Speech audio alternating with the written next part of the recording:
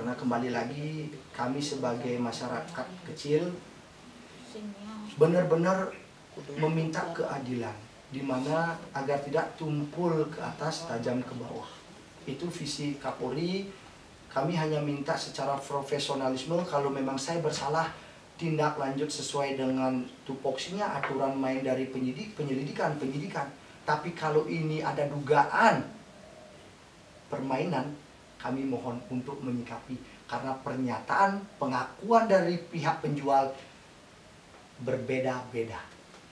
Dan di BAP mengakui kwitansi ini, tetapi dia membuat media dengan tidak mengakui. Nah, itu menjadi pihak kepolisian, menjadi ranah dari pihak kepolisian.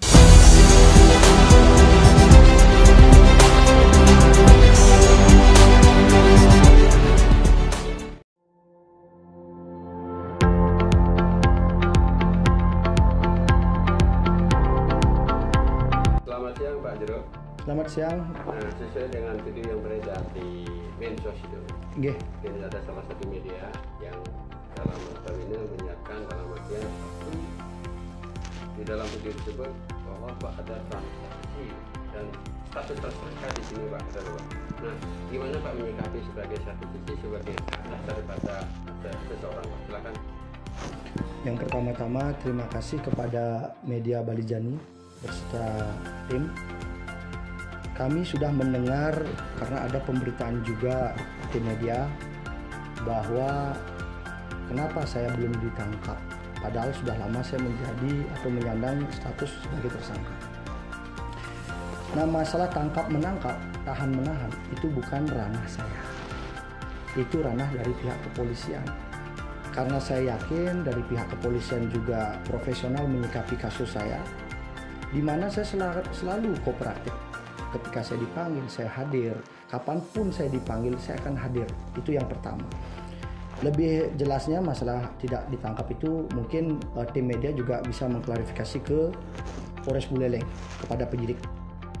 Nah, dari kasus tersangka saya di sini, saya dari awal saya tidak pernah merasa bersalah, apalagi menyandang status sebagai tersangka. Karena dari awal transaksi yang terjadi di tahun 2017 ini sudah selesai, sudah balik nama, sudah saya bayar lunas. Jadi tidak ada masalah.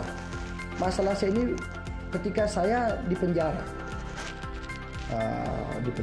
Saya dilaporkan di tahun 2021. 4 tahun bergulir selama ini damai-damai saya dengan pihak pelapor.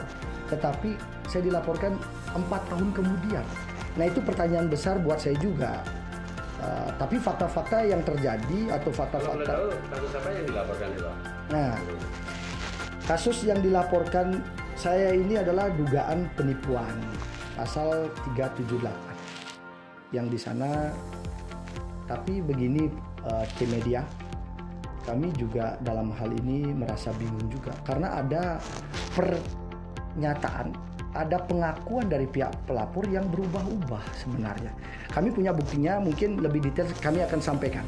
Nah, fakta-faktanya, ini tim media perlu fakta-faktanya perlu saya jelaskan. Karena ini satu sisi hak dasar pada masyarakat yang dilapor itu sah-sah saja menurut kami itu. Oh, baik. Sebenarnya ini kan pembuktian ya tim media, tapi ini saya ungkapkan sekarang, saya ini adalah orang mungkin di awal saya menjadi korban kriminalisasi atas dugaan seng bekas yang tidak pernah saya curi.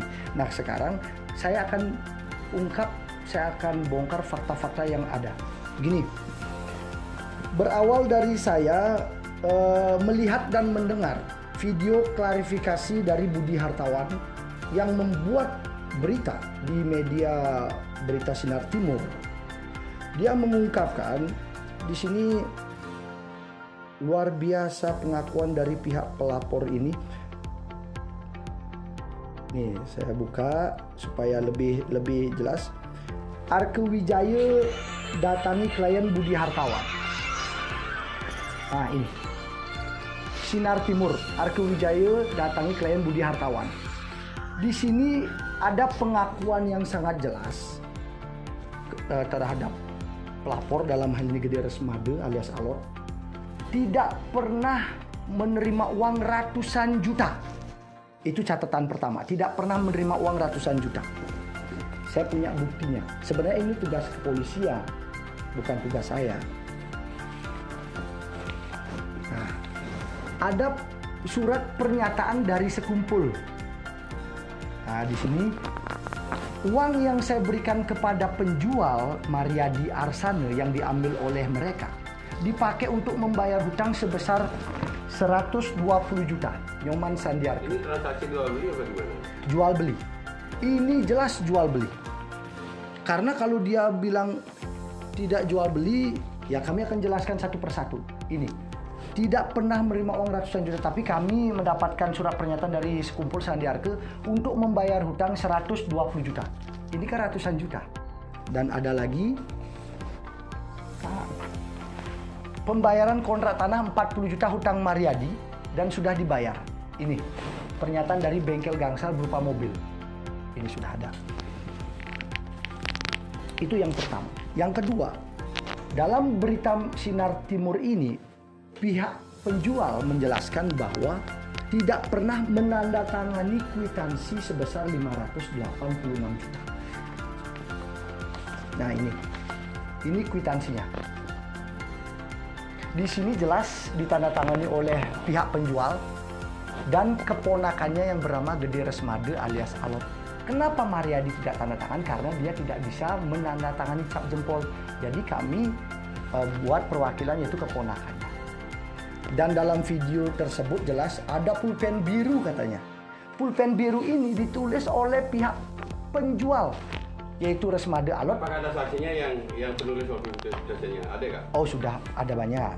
Kita sudah diterangkan oleh saksi-saksi saya, ada 4 orang di sana dalam tanda tangan. Ini komisi, fee, komisi. Karena merasa Resmade Alot yang mengenalkan saya menjadi perantara jual beli ini, saya berikan dia komisi 10 juta. Ini sudah jelas. Ditulis oleh dia sendiri. Ini tanda tangan ini ditandatangani oleh pihak penjual dan namanya ini ditulis oleh pihak penjual. Jadi kalau ada kwitansi kosong, kami sudah menyerahkan untuk tes forensik. Kami menantang itu.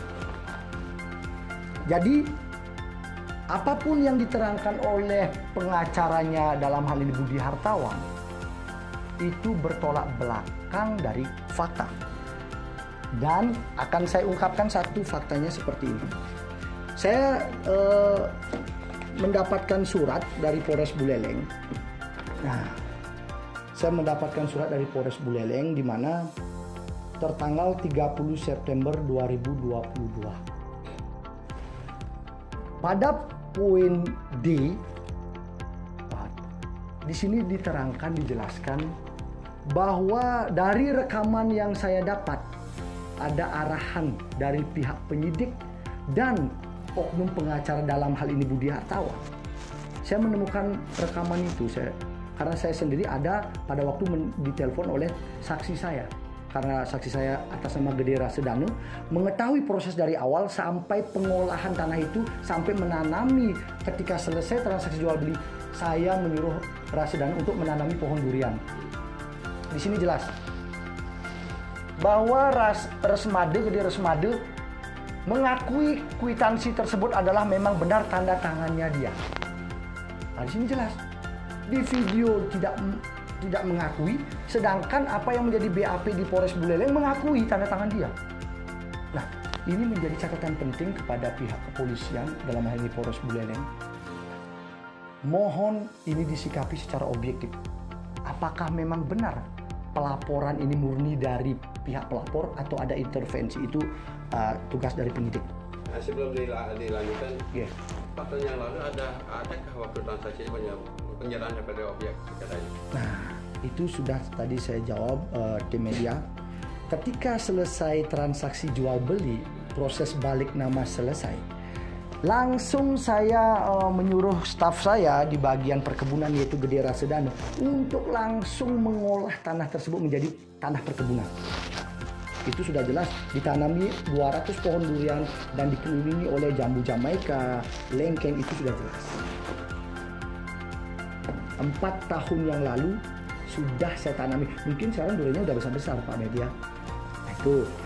Dan saya ungkapkan lagi, ada fakta lain lagi. Ada bukti rekaman audio. Nah, ini jelas. Bukti ini tidak bisa dipungkiri oleh Gede Resmade dan pihak penjual. Ini.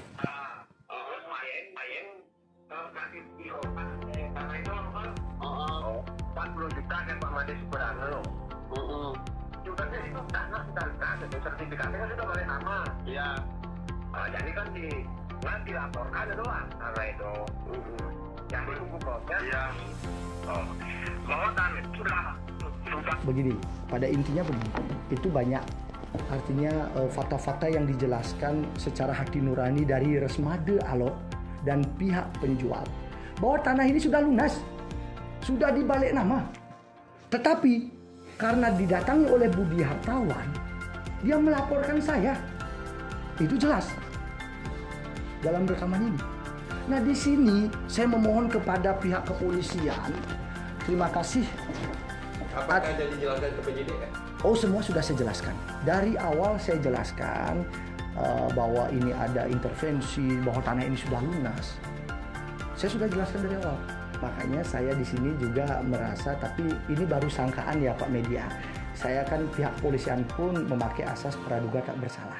Dan saya pun selaku orang yang disangkakan itu, saya belum bersalah juga karena belum ada vonis dari pengadilan. Tetapi sebelum kasus ini masuk ke ranah pengadilan, semoga pihak kepolisian, khususnya penyidik, harus benar-benar menyikapi kasus ini supaya tidak ada penegakan hukum yang cacat. Saya mohon kepada pihak penyidik. Saya yakin pihak penyidik profesional lah dari fakta-fakta yang sudah saya berikan kepada penyidik. Ada lagi yang perlu ditanyakan Pak Media. Nah, ini catatan lagi. Ini penting sekali. Ini tidak bisa saya lepaskan. Dalam proses balik nama, nah itu saya jelaskan.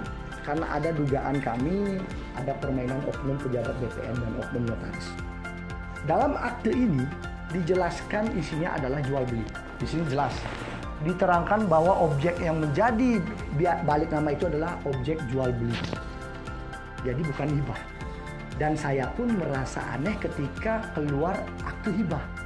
Ketika kami konfirmasi ke Notaris Dodi Endo Susmoro, Notaris Dodi Endo Susmoro dengan tegas bersama staf saya datang ke sana, mengakui kesalahannya, minta maaf kepada saya, bahwa ada dua oknum pejabat BPN 1 dan oknum BPN yang mengambil akte notaris ini dan membayar 500.000 untuk membawa akte ditransaksikan dan mengaku sebagai notaris di rumah saya. Itu pihak kepolisian dan sudah saya laporkan di Polres Buleleng. Ini harus menjadi pendalaman juga. Saya korban atas permainan mereka. Saya membayar 6 juta, saya membayar. Tetapi kenapa ada orang yang tidak memiliki ranah sebagai notaris datang mengaku sebagai notaris? Itu sebagai pendalaman dari pihak kepolisian. Nah, mungkin fakta-fakta itu yang saya jelaskan. Karena kembali lagi kami sebagai masyarakat kecil benar-benar meminta keadilan, di mana agar tidak tumpul ke atas tajam ke bawah. Itu visi Kapolri. Kami hanya minta secara profesionalisme, kalau memang saya bersalah, tindak lanjut sesuai dengan tupoksinya, aturan main dari penyidikan. Tapi kalau ini ada dugaan permainan, kami mohon untuk menyikapi, karena pernyataan pengakuan dari pihak penjual berbeda-beda. Dan di BAP mengakui kwitansi ini, tapi dia membuat media dengan tidak mengakui. Nah, itu menjadi pihak kepolisian, menjadi ranah dari pihak kepolisian. Nah, dengan adanya satu sisi Pak sebagai warga negara yang baik, merasa dikriminalisasi dengan kasus ini. Apa langkah-langkah yang dilakukan, Pak? Begini. Yang pertama, terima kasih. Saya sudah menyerahkan kepada tim pengacara saya. Dengan tim, saya sudah selalu berkoordinasi. Selama saya masih dalam konteks ini pendalaman, penyidikan, saya serahkan ke ranah kepolisian. Tetapi ketika nanti terjadi hal yang mungkin, tanda kutip, saya dikriminalisasi, biar tim pengacara saya yang bergerak. Karena beliaulah yang menguasai masalah hukum. Begitu tim media. Jadi saya selama ini ya tetap pada konsep mencari pekerjaan sebagaimana biasa untuk menghidupi. Tetapi imbas dari dugaan disangkakan kepada saya sangat besar imbasnya T-Media. Dari pihak keluarga saya, keluarga besar saya, yang merasakan namanya juga manusia orang awam kan, yang namanya tersangka itu notabene udah salah. Nah inilah perlu yang namanya penegakan, perlu edukasi di sini. Semoga kasus saya ini tidak sampai melebar kemana-mana. Tetap pada porsi profesional. Terakhir Pak, apa harapan-harapan Pak terkait kasus ini? Yang jelas harapan saya kan satu Pak, kalau saya memang tidak bersalah ya keluarkanlah SP3. Kalau saya tidak bersalah, tapi kalau ditemukan alat bukti saya bersalah, saya penjahat, tangkap saya. Saya kan orang yang kesatria dari dulu. Mana pernah saya tidak datang panggilan polisi, saya selalu datang kok. Karena itu bentuk saya sebagai warga negara yang taat hukum dan menghormati proses hukum. Gitu Pak Media. Ini terakhir Pak. Yeah. Pak merasa dijolimi salah satu pengacara yang inisial BH adalah Pak. Apa langkah-langkah yang Pak lakukan selama ini Pak? Ya begini Pak, masalah dizolimi kembali lagi. Bagaimanapun mereka menzolimi saya yakin kebenaran itu tidak akan bisa dikalahkan Pak. 1000 langkah kebohongan, saya akan putus dengan 1 langkah kebenaran. Banyak Pak. Dan perlu Bapak juga saya kasih bocoran sedikit Pak. Oknum pengacara ini sudah saya laporkan di Polda. Dengan dugaan penipuan. Jadi biar itu berproses, karena saya yakin institusi kepolisian Polda Bali akan menyikapi laporan masyarakat. Ini laporan berupa Mas Pak LP? Sudah LP Pak, laporan sudah LP dan sudah saksi saya sudah diperiksa semua, tinggal mungkin besok diperiksa dia. Ada SP2HP-nya Pak? Sudah, ada SP2HP-nya sudah kami dapatkan dari Polda. Mudah-mudahan ini mengungkap suatu takbir Pak, di mana saya dilaporkan dari laporan berbanyak, tapi itu sudah ranahnya kepolisian. Saya sudah serahkan kepada pihak kepolisian Polres Buleleng. Pasti pihak polisi Polres Buleleng menyikapi laporan dengan independen, profesional. Ada yang disampaikan Pak?